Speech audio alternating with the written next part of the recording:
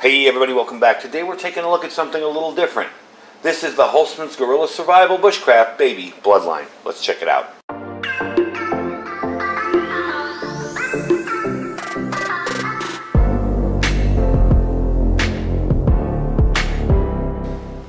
Alright folks, now if you know my channel, you know I love neck knives. I think they're very utilitarian, they're very handy. They're nice to always have around in case your main knife is down in an emergency. And to add a ferro rod to it, heck, that makes it even better, as it's a backup to your backup way of starting a fire. So back in March of 2021, I reviewed the full-size model of this knife, and I love it. I'm still using it today. Matter of fact, it hangs up on my tool wall up there when I need a knife quickly to chop wood or whatever I need to do with it. So this is its smaller brother, the Baby Bloodline. Same blade profile pretty much, same little red liners between the scales, and it is a small little neck knife. Made a D2 steel on it. Nice little looking presentation package. I love the presentation of these.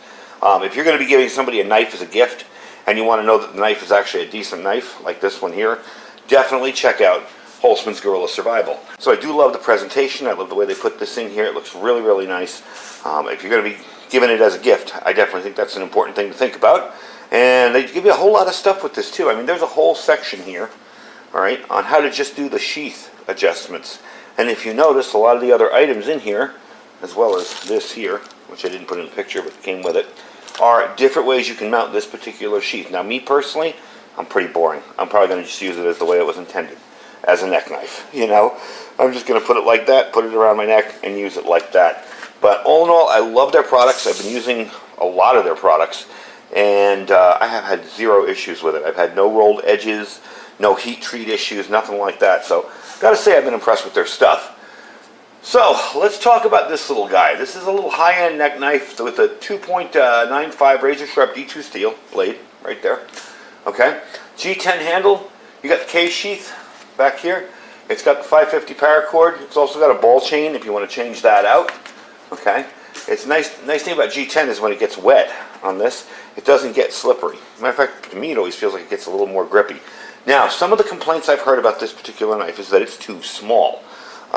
Me with my huge hands here, yeah, my last fingers here are going to be not necessarily on that knife. However, with a neck knife, first of all, usually I consider it a backup. All right, I'm not carrying this as my primary knife. Second of all, most pocket knives are kind of close to that size. And third of all, with the jimping up here, you do have a whole lot of control, as you can see in my hand.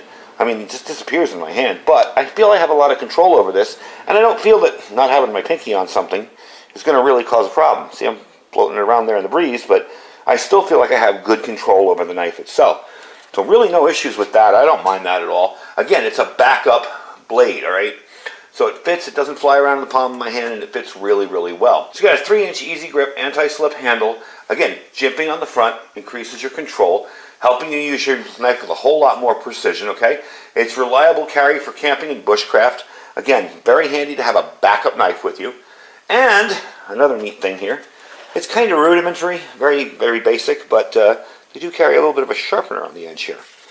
So if you're out in the field and your knife does tend to get dull, you can give it a little bit of a sharp. I'd say this is a medium kind of grit on this. Again, not perfect, not ideal to sharpen a knife with, but it's a whole lot better than nothing at all. And you will be able to kind of take that and put it down on its blade and sharpen it however you want to do it, whether you want to sharpen forward or backward. So it will be of use to you in the field. Another nice thing is the ferro rod. We are going to test this little ferro rod out. As you can tell, I've already worn off some of the coating on it because I had to try it out.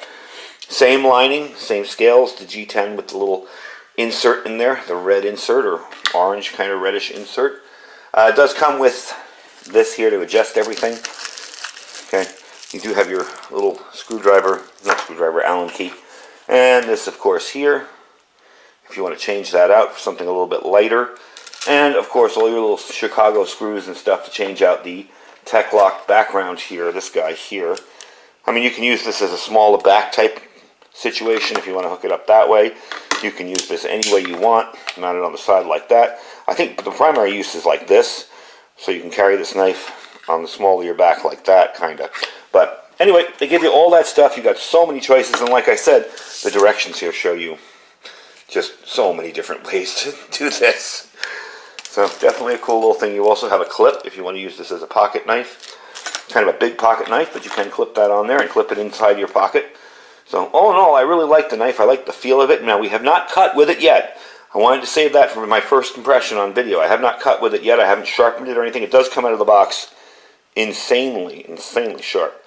I don't know if it'll shave hair, but oh yeah. I don't want to shave too much there, but you get the idea. It's shaving hair. So it's definitely sharp. It came out of the box that way, so we haven't really messed with it. Okay? What I want to do is take it outside and give it a try. Now, the spine on this has a 90-degree angle, okay? So you don't need anything else to strike that ferrule rod. I did use this that's all I've done with it, to wear that off and get a nice little strike on it. And this thing does shower sparks. Very, very cool. So what we're going to do is we're going to take this outside, and we're going to try and start a little fire with it. I'm going to set this up so I can show you how I'd carry it, okay? I just stick that in there, and there we go. There's my neck knife. So we're going to set this up outside. I'm going to show you how I'd do it. I have some fat wood up there ready to chop up, and we're going to try and start a little fire inside my little camp stove out there. So bring you back in a minute. All right, so we're outside here. I got my little homemade stove that I built a while back.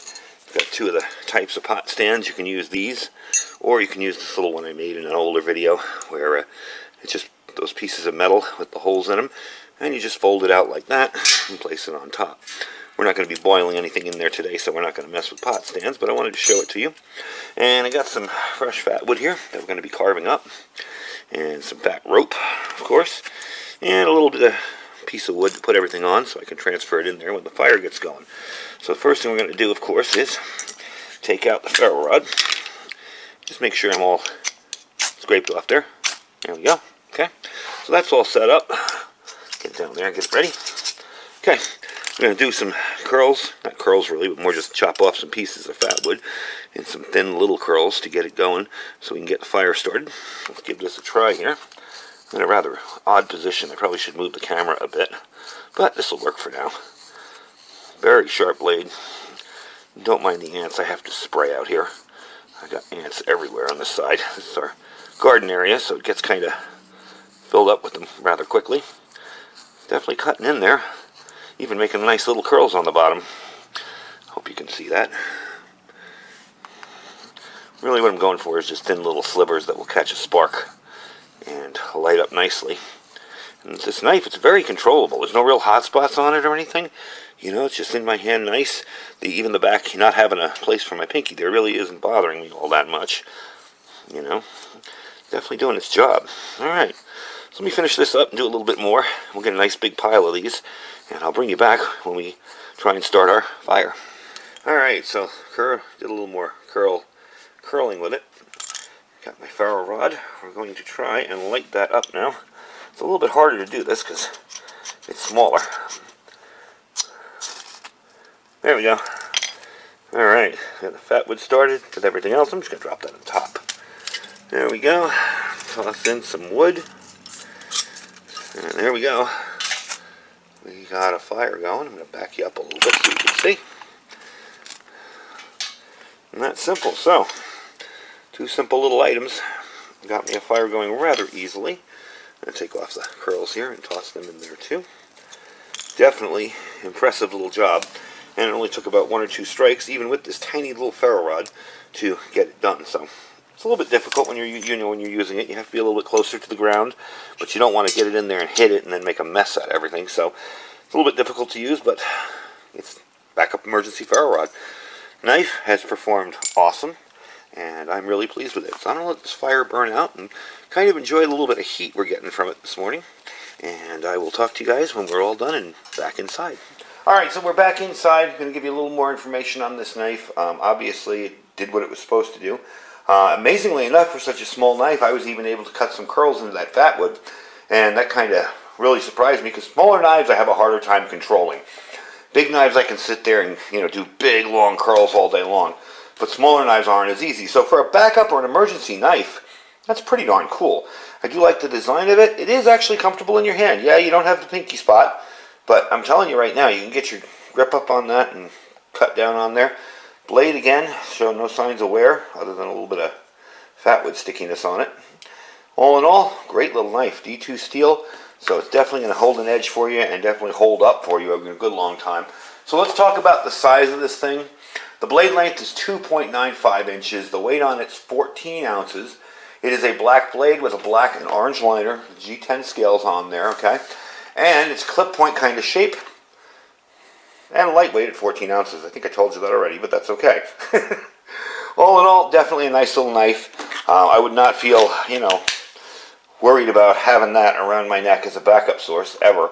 I really do like the fact that you can carry something like this and it's ready to go when you need it, or you can just use it for smaller tasks like eating, cutting a steak if you grilled it, whatever, and it's right there for you, ready to go. Now I do have a link down below, and he has a bunch of other neck knives. All of the smaller neck knives, I believe he has the baby silverback. All the different neck knives are going to be there, so do check them out. I do have a direct link to this one here. These run $49.95, so not a very high price for a very good steel quality and knife quality, all in all. And I've been testing out knives for HOLTZMAN Guerrilla Survival for a long time, and I've yet to run into one that's failed or given me any kind of hard times. I mean, I do a lot of practice of skills and fire starting and stuff off camera. I use the heck out of these knives. I've never had a problem with them, so I'm definitely hooked. I definitely like the stuff. Anyway, folks, like I said, the link for this will be down below. They run about 50 bucks. You can check them out in my Amazon affiliate store. Below that is our freeze-dried wholesaler link. If you folks have not ordered food yet, okay, it's definitely time to start thinking about it. We have a lot of issues coming our way, along with the fact of war and chaos and everything else. Make sure you get yourself a good, solid food supply. One of the things I like about freeze-dried wholesalers is it allows you to pick and choose your own meals. They're not pre-made meals. You can go in there, you can say, I want steak, I want some broccoli, oh yeah, and for dessert I want cheesecake, maybe I want a side of potatoes. You can do all that, and it's all freeze-dried and ready to go. You just pick the individual items you want and stock up on them. My link's going to save you 15%, so definitely check that out. Below that is our My Patriot Supply link. We've had an enormous amount of people ordering from My Patriot Supply this month. I believe people are starting to see the signs that things are going to get tough in the future, and I definitely want you to check it out. It is preparewithiridium.com, preparewithiridium.com. We have some super deals on there. We've got a 3-month kit for $250 off this month, as well as a 4-week kit with awesome discounts as well. So check that out. It is a good one-stop kind of stop and shop kind of thing. If you have absolutely nothing, you go there. This is a good way to start bolstering up your supplies of food. And then you can venture out and do other stuff too. And below that is our Thrive Life freeze-dried food store as well. I'd like to welcome all of my new consultants and my new delivery customers this month. I do see a few of you coming in. So thank you for joining up. And thanks for watching, folks. Stay safe and stay prepared.